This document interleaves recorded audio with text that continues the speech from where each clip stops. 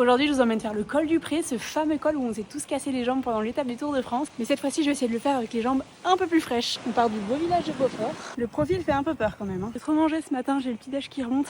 Ouh, du semi-plat. On peut changer de vitesse, c'est incroyable. Et plus que 9 km.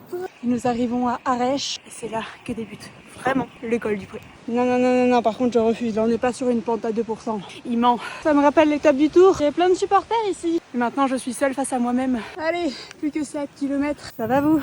Et c'est là que tu comprends pourquoi il s'appelle le col du Pré. C'est dans un pré quoi. Des lacets, dans un pré, c'est long. C'est long et c'est toujours la même vue quoi.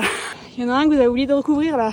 Eh merde. Vous me croyez si je vous dis que j'étais en train d'écouter de la musique et ma playlist m'a fait passer la chanson de l'amour est dans le pré. On est dans le thème là. Col du Pré, Boudin. L'hiver Boudin, c'est le départ d'une très belle rando pour aller au lac de Roseland en raquette. On en parle de la pente noire là qui va arriver. Je suis ravie.